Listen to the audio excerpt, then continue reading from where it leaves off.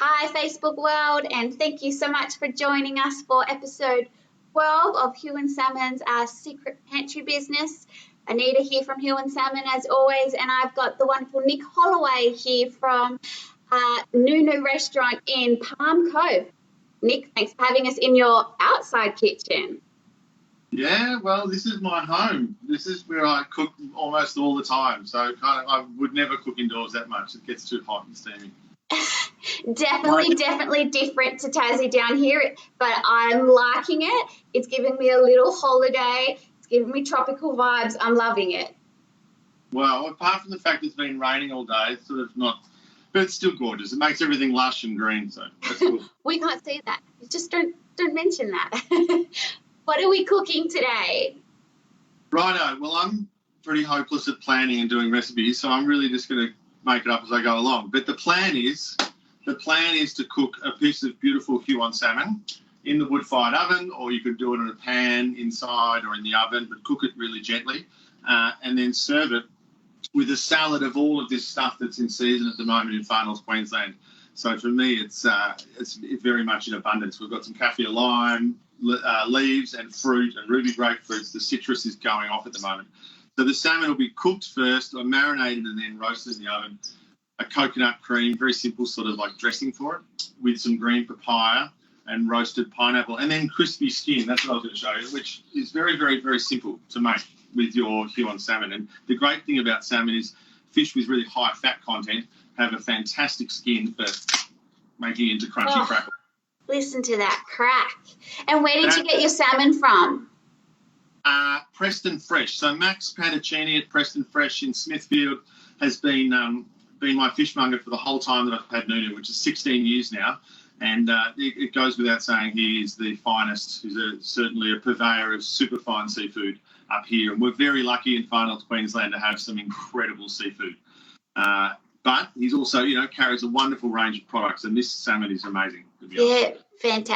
Fantastic. All right. Get us going. How do we start this recipe? Well, how are you planning to start it? Up and have a bit of a look. Sure. Bring us up. One of the things you can do, I got a whole side of salmon, and so I've cut it myself. But you could very much, in the same light, buy a piece from your fishmonger. But one thing I wanted to point out is I like when I portion my salmon to take the skin off and crisp it separately. But I certainly like to portion it down the middle of the fish because I find that the top loin and the bottom loin do cook quite differently. Right. This one being a little thicker and a little more dense probably takes a little more cooking than the fattier and thinner belly. And both are delicious, but I just, for me in the kitchen, all of the fish I always portion down the middle first before I cut it. It's just one of those things I love. Now, basically my go-to marinade for just about everything from vegetables, meat, fish is fish sauce and sugar. And it is just magical. And it brings out all of the natural flavours that we find in the protein already, and particularly fatty foods that have such a magnificent mouthfeel. So a little bit of white sugar and then some good quality fish sauce. This is my favourite. So it's quite strong, has a very rich, savoury and umami flavour. And I find that just giving fish a bit of a lick of this marinade, even if it's only for 5 to 10 minutes, makes for a really delicious and more pronounced flavour. Yeah, great. Righto. So the next thing we'll do is I'll just show you this skin. You come around this side. So I'll show you how I do it because it is really super, super simple, and it's one of those like chef restaurant-y things. Here's a piece I've dried up here. Yeah. So that's just the skin that I've just dried in front of the fire. You could dry it in the sun. You could dry it in your oven on low or a dehydrator, and it takes about 60 degrees, 70 degrees. It'll probably take you 20 minutes, 30 minutes. Yeah, great. Now, question. You say sun, Tasmanian sun. What temperature are we looking for to be able to do that? Tasmanian sun, because it may not be hot enough. I'm low oven. And all you do is pop it on some greaseproof paper so it doesn't stick, because it can get quite tacky. as it dries. So if you put it straight onto a cake rack, it's going to stick to the cake rack, and that's a bit of an issue. And whoever wants to make cakes next is going to absolutely hate you. But if you use a bit of greaseproof paper, it's fine.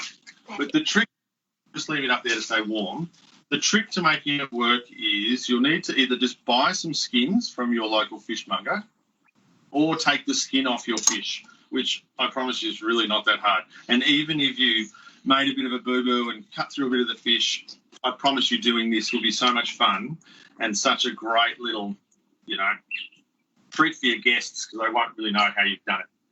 So the dish I'm going to make, we can either use the skin as like some crispy topping to the salad, or you could, in fact, use this as the base of a canapé and pile some salad on top. Oh, delicious. Super easy. The trick now is once you've got the skin off, you get a spoon and just hold it. Now, look, I'll be honest with you, it's a bit guzzy, right? There is a bit of fish gunk and stuff everywhere. And all you do is scrape off this fat, this layer of fat and skin. It's very, very, very easy. Okay? Scrape it off. Make sure there's none on there at all. If you leave any little bits behind, it won't crisp up, it'll stay soft. Just follow me there. Once we've got that, just going to rinse it, rinse off any extra stuff.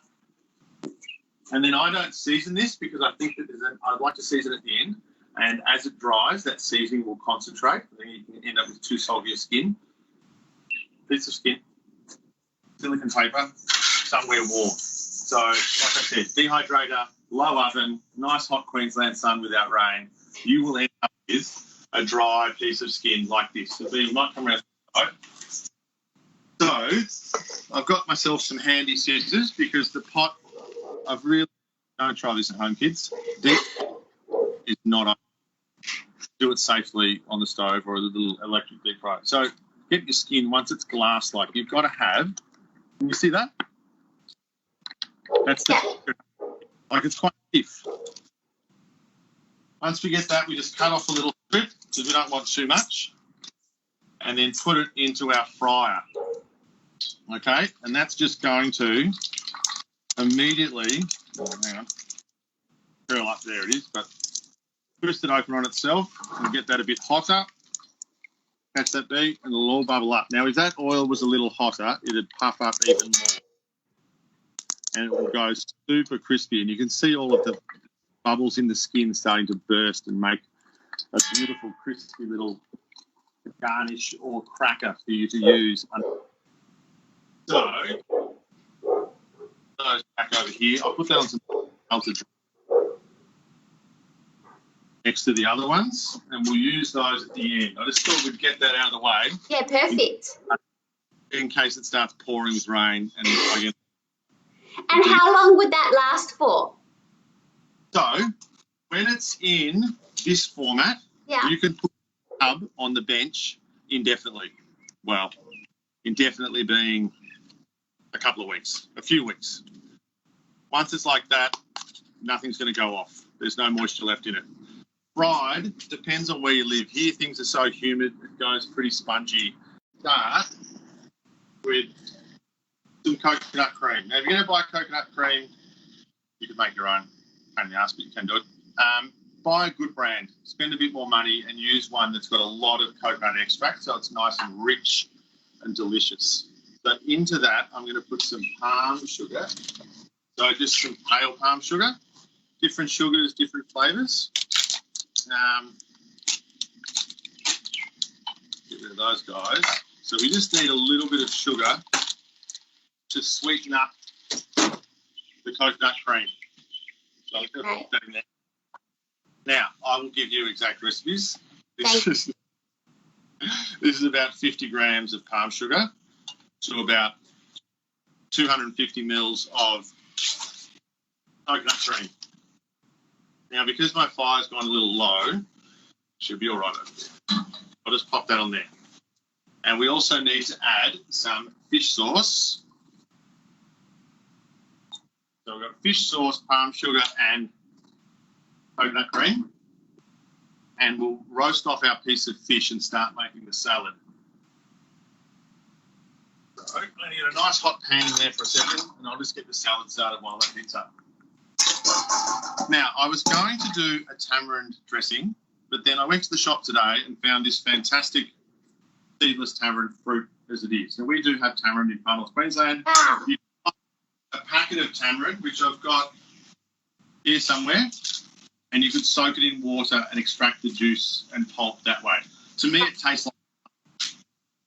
So what I wanted to kind of get to in this recipe today is that a recipe, whilst very important and should be followed, and there are techniques that require very distinct manoeuvres and quantities, really a recipe should be like a song, like a guideline, that we just want to play off the textures and flavours of things. One of the most delicious things about salmon is that it has that beautiful, oily, unctuous, delicious and soft texture. So to contrast that, I think we're looking for crunchy and raw flavours. We're looking for crispy textures as well. Sweet, there's like a nice balance of flavour and texture. So we're going to use fresh whole tamarind pieces in our salad. And then I also had some of these kicking around off a neighbour's tree, which are carambola or five corner or star fruit, which have a beautiful crunch to them. Okay, so we're just going to slice these into really pretty stars. What does it taste like? Kiwi fruit a little bit, crunchy, crunchy green apple you could use. Would be a beautiful addition to this style of dish, as would peaches, like fresh, crunchy peaches or nectarines. I really like cooking with those sorts of textures and flavours. Let's put this bowl here. So we need a couple more. And just bear with me, we'll get our fish in the pan. We might want to pop around this side so you can see what I'm doing, yeah. Just so I can show you the piece of fish. So I've got a nice hot pan. Now you may have used inside or a non-stick skillet. None of it really matters. The goal's still the same. A nice hot pan with plenty of fat for the fish to cook in. And then we're just going to pick up our nice big piece of fish. And I'll pat it dry so it doesn't spatter everywhere. And seal it in the hot pan. Just be careful when you do that, that you're laying the fish down away from you so that you don't burn yourself. Otherwise, people put the piece of fish in a hot pan and they splash themselves with oil. And great tip. Good memory. So, what I love about salmon is the fact that there's a fair bit of give in terms of its cooking. I don't like it cooked too full on, but some people do, whatever. I don't really mind. I just like it to sit at about medium rare. And once it's cooked like that, you can eat it cold. You can eat it in an hour's time. It's very, very stable and delicious in that way, I think. Yeah, perfect. Now, because you didn't have skin on that, is there a particular side do you want to be putting it down? Do you want to put it on more of the fatty side of where the skin was, or does it matter? You probably should. I just did it on the other side, but I don't. I've got a hot enough pan and plenty of oil. I think that because if you were going to serve the fish as a presentation piece, I think you want to make sure that you're getting that beautiful crust. Nice. I'm going to get crust regardless, but we're going to flake our fish beautifully into the salad. Yeah, beautiful. Okay. Now, Dee, coming around this side, what else have I got to put in here? Some shallots, some raw onion or raw red onion or shallots, just sliced really thinly. They have a fantastic crispness to them and a little bit of punch in the salad. I like them being there. And we've got some kaffir lime leaf. Now that fish is looking amazing. Some kaffir lime leaf just off the tree in the garden there. Oh, now, obviously, amazing. it needs to be cut up super fine. And we do so that we taste it all the time. It's sort of a well-established thought. Sometimes we think that chefs or people cooking will use their fancy knife tricks to show off their skill, but really it's more about another way that the cook can become alchemists. Because if something's cooked, if something's sliced up really fine, we're going to taste it all the time when we're tasting. If something's cut up a little more coarse, like this carambola, we're going to crunch into it at different times during the dish. It's the mouthfeel is entirely different. Now, I've also got some sesame seeds, roasted sesame seeds, some white ones and some black ones. They're going to go in there. I'm just going to check my fish, guys. 1 sec. Now, look at that. See? Just going to carefully roll that guy over. Oh, look at that colour. The colour. Now, because of the sugar and the fish sauce, you can see it has this beautiful crisp edge. So that's just going to rest in the warm pan now. That doesn't need any more cooking until we're ready to go. I'm just going to pop this over here, guys. One second.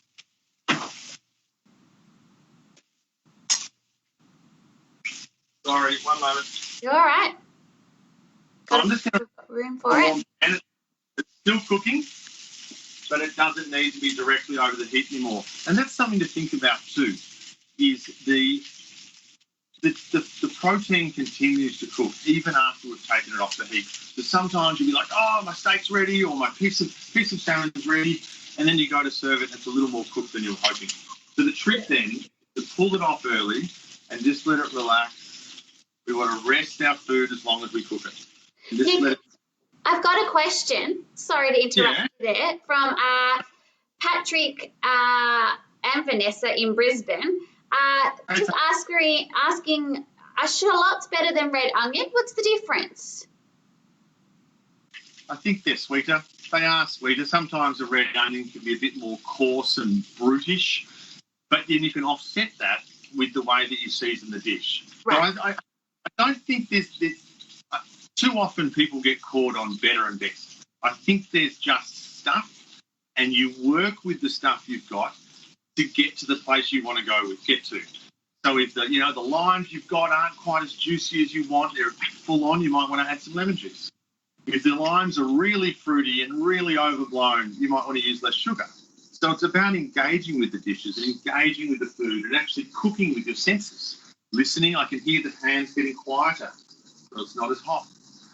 These things, this is what cooking is all about to me, or it should be. Beautiful. Righto, we also need to, just while I was making sure that doesn't overcook, just going to add, where am I going to put stuff? I'll put it there. We're going to add some of the pineapple. Now, I had some pineapples kicking around, as you can see. So I took the liberty of putting one on the barbecue for the last few hours.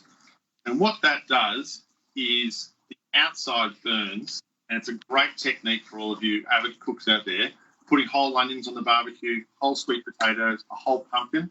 If you put a whole pumpkin on the barbecue and cook it for about 7 hours, the outside will go into a dark black bark, but the inside will be concentrated and juicy. And it's like pumpkin on pumpkin on pumpkin. Wow. For these pineapples. So if I cut it down the middle, got this really steamy. Steam. Now I have rushed that a little because the reality is we could have cooked that for a few more hours, but already, I wish there was smell-o-vision, already there's a concentrated, delicious pineapple flavour. So I'm going to pop that here, and I've got a few things that need to happen first. I need to get my fish safely out of this pan because it's going to overcook otherwise.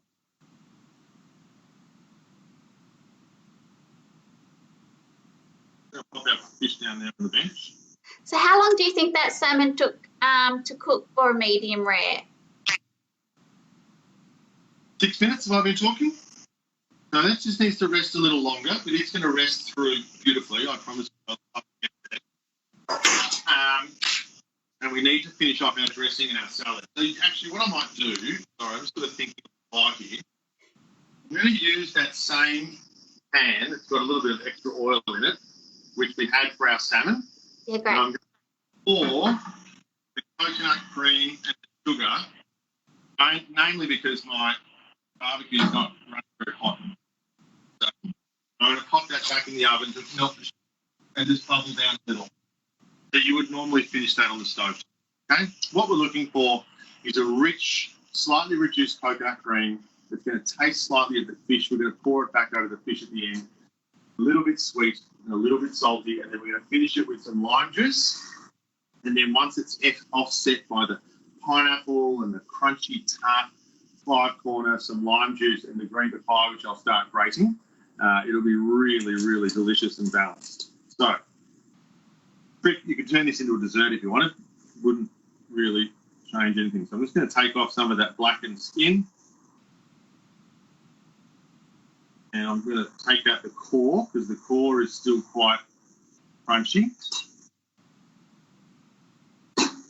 We're just going to chop our pineapple just into rough chunks.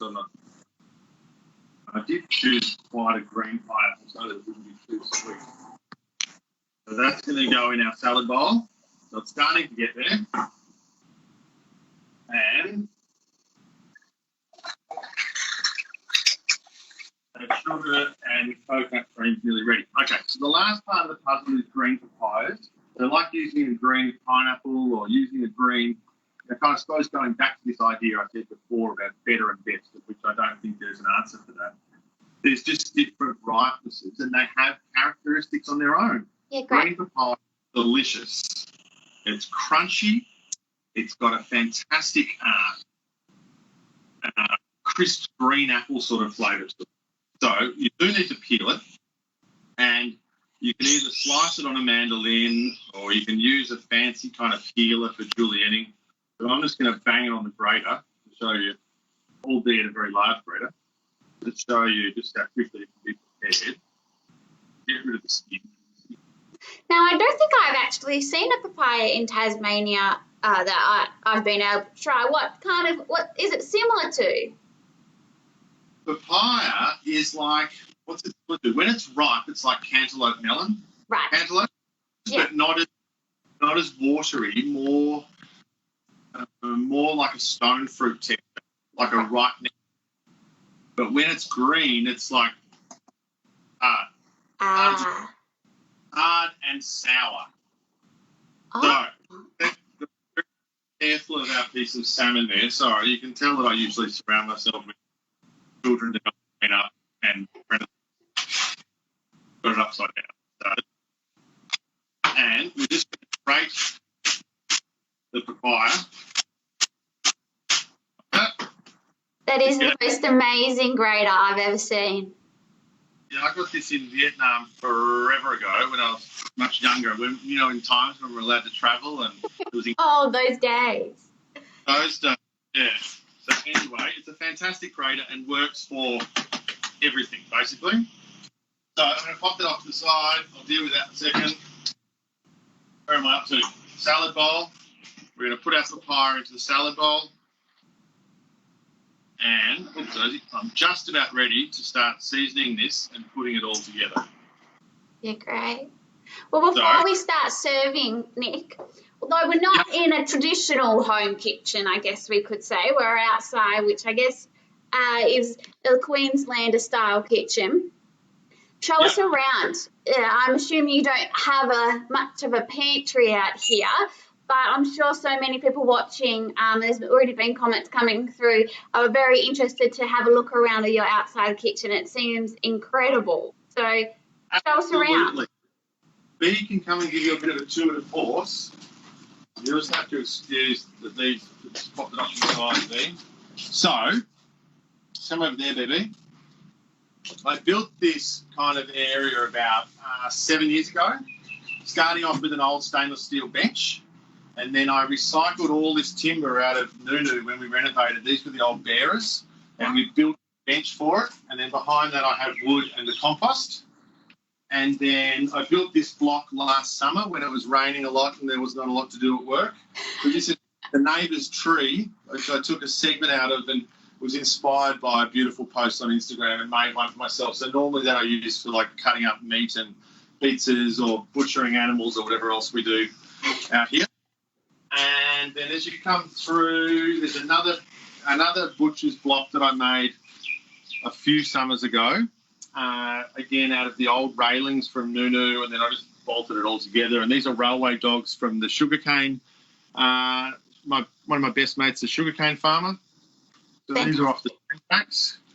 And then the oven itself, which I built with another friend of mine, which is if you come around this way, BB, it's actually like not a dome, but a tunnel. And it's less in the spirit of pizza oven and then more in the spirit of a traditional oven that works on thermal mass. And I've been wanting to build an oven outside, even though Phil thought I was crazy to do that in Cairns for such a long time. But I saw a video of a guy in Colorado that had an oven much like this that had snow all over it, but on the inside it was like 300 or 400 degrees. That's amazing. So, testament to how much insulation. So I've got 2 rows of end-on fire. Sorry, a bit of a geek when I talk about this stuff. 2 layers of catenary arches of fire brick, and then it's got 400 mil of refractory concrete, and then it's all in a concrete box that's filled with vermiculite. So this thing, I can cook in here at a stable temperature for days. That's incredible. In the morning when we get up, it's still hot and you can run it again. But we can be out here in our boardies and tank tops and it's not too hot to entertain people. And it's a beautiful oven to cook in, and I just get so much joy out of it. Oh, wow. Well, if there can be snow on top of it, I could have one down here. Do you want to come down and build me one? I cannot recommend enough. Oh, that's all right, dude. I cannot recommend enough how good it is to build this sort of infrastructure at home. I put a post up just recently saying how make your kitchen somewhere beautiful, because if it is, you'll want to cook more often and have more people over to show it to. And I can't emphasise that enough. So last tour area is this is a rim from a cane harvester. Wow. So it's turned into a fire pit, and the wok, which I jimmied up as a lid today because it's raining, is in there as well. So I cook big curries and stuff out here. Amazing. Just before we go back to our plating the dish, you seem pretty kitted out when it comes to utensils and pots and pans out there. What would you say is your favourite pot pan utensil out here? This is my favourite. So that's a cane knife. So in the old days you would cut cane and then use the hook to pick up the cane. Right.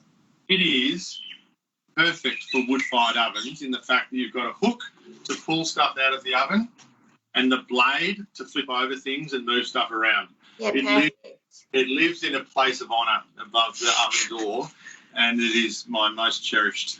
I was going to say, I probably don't want to see you holding that too dark late at night. It could be a little bit scary. But I did also say all right, back to the dish. I've got a few things I think I've forgotten. Okay. That's just me. I'll just quickly slip in some. Now, we need fresh herbs. This is hibiscus. So these are my veggie patches out here that are totally overrun. Ethan's going to show you those. So Cairns is there's just passion fruit vine everywhere, and sweet potatoes and pineapples. That's growing. It's a pineapple growing, the big spiky things. Wow. But so different to your part of the world is my tomatoes, which are there going crazy, aren't going to be right for a few more months. Our tomato season kicks off in July, June. Right. So that's how topsy-turvy it is. Australia's a big place. So it's some hibiscus leaf, which is really beautiful. This is not a necessity. You don't have to have it to make the dish work, but it has a beautiful grape-like flavour and is really lovely, floral. And I've got some Thai basil from the garden. Put some of that in because that has a beautiful anise flavour. You could use a normal basil, wouldn't matter. And some of the flowers and buds. And some Vietnamese mint, which is looking a little bit sad after sitting in that pot for a bit. That's fine. We're just going to tear that up into the salad. Now, ideally, I'd have mint as well, but I'm not very good at growing mint for some reason or other. Everyone else raves about, it's a pest. It just takes over the garden. I can't even make a pot last more than a few weeks for some reason. I'm with you there. I've struggled to get a pot going. It seems to only want to be wild, doesn't like to be contained. So anyway, lots and lots of herbs. We need some chilli because I like chilli. And then our dressing is ready. So cut the chilli up however you see fit. But again, I like it to be quite fine and without the seeds. The seeds make it more spicy than required when really I want the flavour of chilli but not too much of the heat. But I mean, I do like a lot of hot. So just cutting off the seeds in the middle and then just slicing it up quite fine. You could slice it into rounds if you wanted. I mean, like, we really care for it. So some nice fine threads of chili. And we're going to start getting our dressing ready and putting this together. So I have, these are my mess this afternoon, some of our sauce. So that's got some of the juices, okay, some fish sauce and some sugar. It's neither sweet nor salty or any, it just tastes rich and savoury, okay? So I'm going to put some of our hot dressing in there. It would probably be better if it's cold, but it's not going to. And we're going to put lime juice, plenty of limes, the sour offsets all of that sugar, and fish sauce. And what else did I have? Some kaffir lime thread. Did I have that thing? Yeah. Just a bit of a microplane. You could use normal lime zest, but I just happen to have a kaffir lime here or two off the tree. And what's the actual difference in taste between those two? They are quite different. Kaffir lime has a stronger flavour. You need less of it. Whereas, I suppose to me, lime is a little kind of feminine and pretty, beautiful. The kaffir lime is a little bit more spunky and weird and evil and delicious. Great way to describe it. It's a bit richer. Now, I need a plate to plate this up on. Now, what are we going to do? I'm going to taste our salad and make sure it's delicious, which I'm pretty sure it is. I'll be honest with you. But a good cook should always check. Now, absolutely. I will need some more dressing.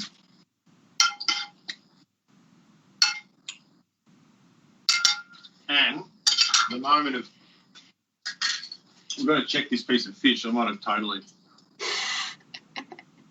Have a look. You want to come up close? And all we want to do is just let the fish open up along its own natural. Okay? Beautiful. So we're going to put, now as I said, we could make a salad and serve it on the crisps, or we could just jumble up our salad in the middle for everyone to enjoy, which I think where we're going to go with this one today. So we've got wood roasted pineapple from the barbecue, this really super tasty salmon, which is going to be oily and soft and delicious, and then this crunchy salad of basically whatever you can find. But what we're looking for is that raw and sour ingredients. Yeah, delicious. We've got a few more pieces of our salmon. I'm going to have to sneak one. That's just mean. You're just making it harder for me to watch this. Now, what do I do? A little bit more dressing over the top. And this is really, I promise you, it's quite simple. You watch me make it. It's just the marinating the fish to give it just that little bit more oomph. And then roasting it slowly and ensuring that you're resting it. Now, I did have a couple more little tricks. I was going to put some chili jam on. Now, if you don't have chili jam, you can put chili. I probably should have put this in the salad, but I'm just going to put some on the top. Like that. Because that will make it a bit more full on. And then I've got those crisps that we made earlier. Oh, yes.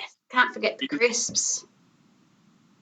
You can season them with salt, or you can season them with our little salt that we make at work, which is this citrus salt. So it's like salt and vinegar salt. Wow. Away fly. I'm just going to sprinkle that over the top of our crisps. And how are we going to plate this up? Put one there. Kind of pretty. A little bit more salmon. Pop that on the plate.